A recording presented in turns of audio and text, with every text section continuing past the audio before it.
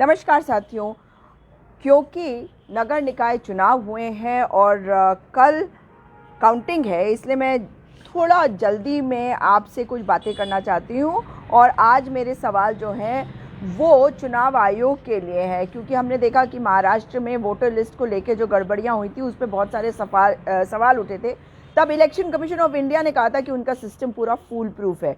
इस फूल proof system में जब उत्तराखंड में नगर निकाय चुनाव हुए और सारे नाम गायब हो गए तो बहुत सारे सवाल होते हैं। मगर जब मैं अभी जो प्रक्रिया है, चुनावी प्रक्रिया जो होती है, जो एसओपीज होती हैं, उसको देख रही थी, तो तब ये देखने को मिला कि नगर निकाय चुनाव में जो हज़ारों की संख्या में वोट कट गए, वो उसकी जिम्मेदारी सरकार के ऊपर तो नहीं कहूँगी, चुनाव आयोग के ऊपर आता है। और ये बहुत ज़रूरी है कि सरकार भी ये बताए कि आखिर चल क्या रहा है। भारतीय जनता पार्टी की जितनी भी प्रक्रिया है वो गड़बड़ घोटाले से पूरी तरह से, जिसे कहते हैं, ग्रसित है। अब मैं आपको अगर बताऊं कि देहरादून नगर निगम के चुनाव में जो वोटर लिस्ट आई है वो मात्र 3 दिन पहले फाइनल जो वोटर लिस्ट थी वो डिक्लेयर हुई। हो सकता है 4 दिन होंगे, लेकिन मतलब इतने अगर आप चुनाव 23 तारीख को है, 19-20 तारीख को आप जो लिस्ट अपनी जारी कर रहे हैं, तो इसमें ये कहा जा रहा है कि दिसंबर के महीने में कैंप्स लगे थे लोगों के नाम को इंक्लूड करने के लिए। लेकिन आपको बता दूं, इसमें भी एक बहुत अजीब सी बात हुई है और इस बार नाम कटने की बात ज़्यादा हुई। कहा जा रहा है कि 5 लाख लोगों के नाम जोड़े गए हैं, मगर आपको बता दूं कि 34,000 लोगों के नाम कटे हैं। और ये कौन से समय से कौन से समय तक का है जिसमें ये कटने की प्रक्रिया जो हुई है, तो 16 अगस्त 2024 को जो लिस्ट जारी की गई उसमें कहा जा रहा है कि 8.03 लाख वोटर थे। और जो 19-20 जनवरी को अभी लिस्ट आई है उसमें बताया कि 7.71 लाख नेम्स थे। तो जो ये नाम कटे हैं, ये तो 34,000 नाम कट गए हैं, लेकिन जो नाम ये कह रहे हैं कि जोड़े हैं, तो ये तो बड़ी हैरानी की बात है। मगर हो सकता है कि पिछले कुछ दिनों में, पिछले कुछ सालों में इन्होंने जोड़ दिए हो, क्योंकि नगर निकाय चुनाव के लिए शायद ये अलग से लिस्ट बनाते हैं। जिन्होंने लोकसभा में चुनाव के दौरान अपने वोट डाले, उनके नाम इस बार गायब थे। और जितनी अव्यवस्था थी आज, उसमें मेरे बड़े पॉइंटेड सवाल है कि जो एसओपीज है उनका पालन क्यों नहीं किया गया। क्योंकि जब लोगों को उनका नाम नहीं मिला तो लोगों ने कोशिश भी करी कि इसमें वे अपना चैलेंज वोट भी डाल सके, जिसको अलाउ नहीं किया कई जगहों पर।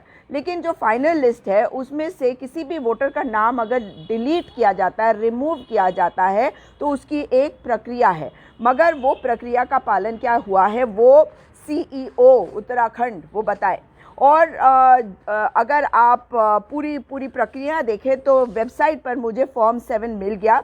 और ये फॉर्म 7 आखिर है क्या, इसमें बताया गया है कि फॉर्म 7 जो होता है वो डिलीशन के लिए, ताकि मेरा नाम यहाँ से हटा दिया जाए, और उसके बारे में होता है। तो वो फॉर्म 7 भरा जाता है और चुनाव आयोग जो है, अगर वो फॉर्म 7 भरवाया है उन्होंने, तो वो तो उनके पास होगा। अगर ऐसा नहीं हुआ है तो जिसने भी मतलब सूचना दी कि ये व्यक्ति यहाँ नहीं है, तो इसका मतलब है कि ये झूठी सूचना दी गई। और किसी भी भारतीय के साथ ये इतना बड़ा कुठाराघात है कि जिसने भी ये किया है उसने ये फॉर्जरी करी है। तो क्या जो आपका फंडामेंटल राइट है डेमोक्रेसी का, आपका वोट देने का जो अधिकार है, अगर उसको हटाने में, वोटर्स लिस्ट में से नाम हटाने में किसी ने कोई पार्टिसिपेशन किया है, तो क्या उसके खिलाफ कार्रवाई होनी चाहिए या नहीं, ये चुनाव आयोग को बताना होगा।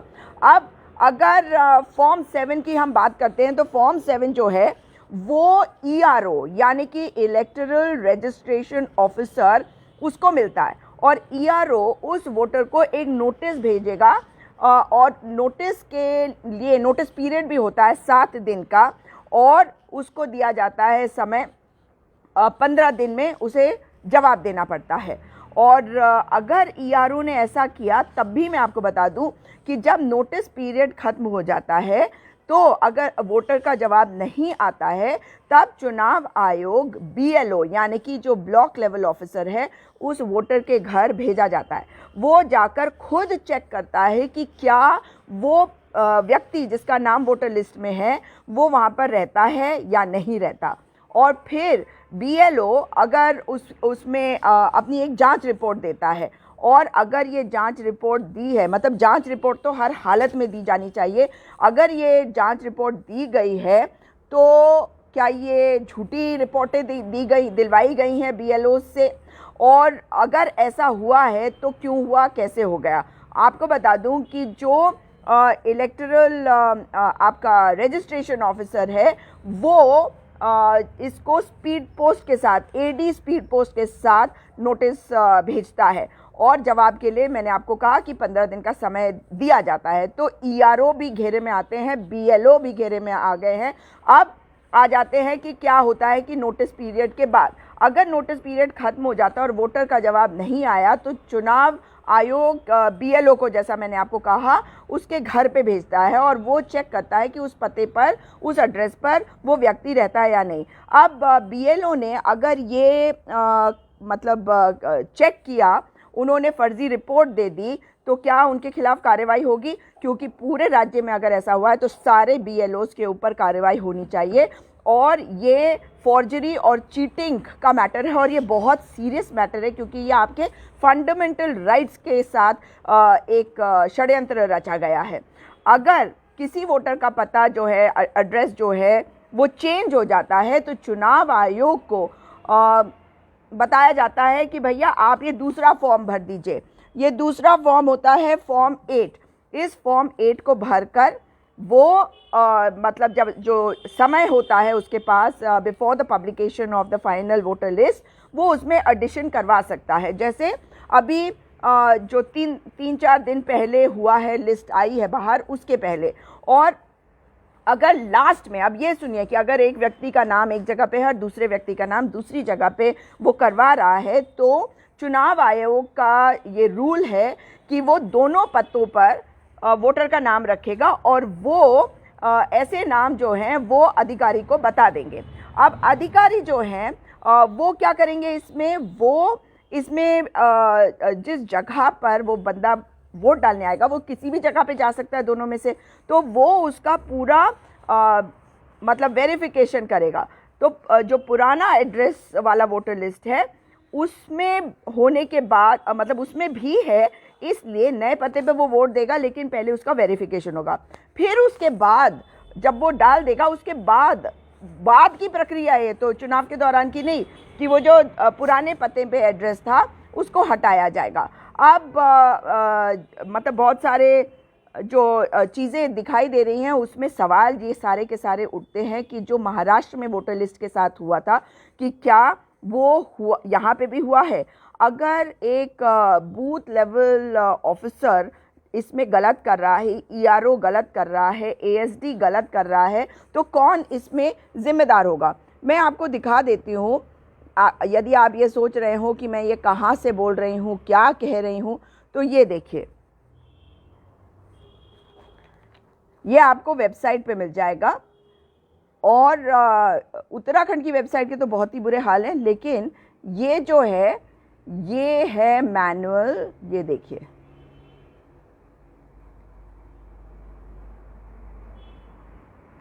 तो मैं कोई मनगढ़ंत बात नहीं बता रही हूँ। जो बातें मैं आपको बता रही हूँ, ये देखिए क्या लिखा है, ये आप ठीक से देखिए। Form 7 application for objecting inclusion और seeking deletion of name in electoral roll, मतलब, और हाँ, ये फॉर्म 8 है कि अगर आपको करेक्शन करना है या रिप्लेसमेंट करना अपने फ़ोटोग्राफ का। अब ये देखिए आप, तो मैंने आपको ये जो दिखाया है, इसमें मैं आपको दिखा दूं कि ये वेबसाइट से लिया हुआ कौन सा मैनुअल है, ये आपको जानना ज़रूरी है।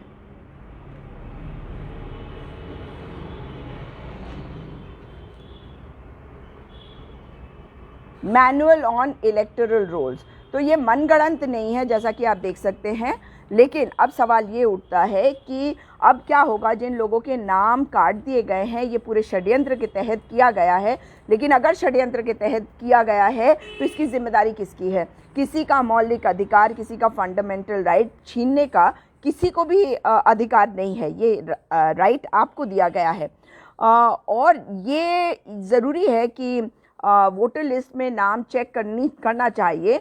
और चुनाव आयोग भी कहता है कि मतलब ये सिस्टम है तो आप अपने आप चेक कर दीजिए। अभी तक तो ज़रूरत नहीं पड़ी थी कि आप अपने आप चेक कर लीजिए, इसलिए जिम्मेदारी चुनाव आयोग की है। अगर ये कहा महेंद्र भट्ट जी ने कि हरीश रावत जी को चेक करना चाहिए था उनका नाम है या नहीं, और जो भी बातें किसी के लिए भी कही गई, तो कोश्यारी जी के साथ भी यही हुआ। वो तो भाजपा के नेता हैं और वोटर जो है वो इंडिपेंडेंट ऑफ पार्टी है, वो किसी को भी वोट दे सकता है। भारतीय जनता पार्टी डरी हुई है, इसलिए ये प्रभावित करने के लिए वोट जो चुनाव है उसलिए किया गया है। लेकिन अगर जो मैंने आपको बताया कि जो दो टाइमलाइन में दो टाइम ऐसे हैं, 1 अगस्त 2024 और दूसरा है 19 या 20 जनवरी 2025, जब लिस्ट में जो नाम कटे उसमें ये कह रहे हैं कि 5 लाख जुड़े, मगर उस समय 8.03 लाख था।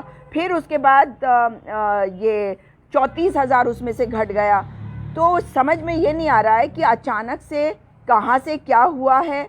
और ये ज़रूरी है कि अब आप ये बताएं कि ये जो अपराध हुआ है ये कोई गलती नहीं है मामूली, क्योंकि ये जनता को जो एक समय मिलता है अपने वोट का अधिकार, उसके साथ खिलवाड़ हुआ है। तो कृपया करके इस पर कार्रवाई की जाए और ये बताया जाए कि ये किसके कारण हुआ है और जिन लोगों के साथ ये गलत हुआ है उनकी आप भरपाई कैसे कर सकते हैं। आपको बता दूं कि इसमें आपको ऐसे कई ऑर्डर्स भी हैं जिसमें कोर्ट्स ने ये कहा है कि अगर आप किसी का अधिकार छीनते हैं इस तरीके से तो आपको कॉम्पेंसेशन भी देना पड़ेगा। तो क्या सरकार कॉम्पेंसेशन देने के लिए तैयार है उन लोगों को जिनके वोट के साथ इतना बड़ा खिलवाड़ किया गया है? आपको अगर मैं दिखाऊं तो बहुत सारे ऐसे केसेस हैं, मगर एक केस मैं आपको यहाँ दिखा रही हूँ। ये देखिए, Prakash Chandra Ramola versus state of Uttarakhand and others on 3 April 2019। और इसमें जो डिलीशन किया गया है, ये कहा गया था कि आप किसी के नाम का डिलीशन अपनी मर्ज़ी से ऐसे ही नहीं कर सकते हैं। तो इसका मतलब ये है कि जो प्रक्रिया है आप उसको फॉलो नहीं कर रहे हैं। अब मैं आपको एक और दिखाती हूँ। ये देखिए, ये न्यूज़ रिपोर्ट है 2015 की और ये हिंदू की न्यूज़ रिपोर्ट है। इसमें name deleted from voter list, you can seek compensation. मतलब अगर आपका स्टैट्यूटरी राइट एक नागरिक होने के नाते आपसे छीन लिया गया है, तो जुलाई 29, 2015 को जो ऑर्डर आया सेंट्रल इलेक्शन कमिश्नर का, Sumit versus chief election officer, इसमें उन्होंने कहा कि जो एपेलेंट है यानी कि सुमित, उनको 10,000 रुपये कॉम्पेंसेशन दिया जाए कि उनका नाम कैसे हटा दिया गया था वोटर्स लिस्ट में से।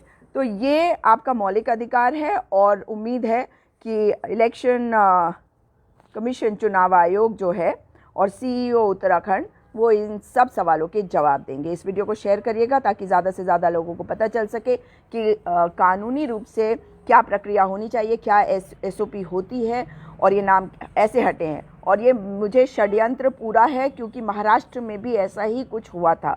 और क्योंकि मैंने अलग अलग राज्यों में चुनावों के दौरान काम किया है, तो मुझे मालूम है कि वोटर्स लिस्ट की धांधली एक बहुत बड़ी धांधली होती है। आप लोग भी जागरूक बनिए और हमेशा जो आपके पास ऐप होता है एक, उसमें चेक करिए कि आपका नाम है या नहीं। दोबारा मुलाकात होगी। नमस्कार, जय हिंद, जय भारत।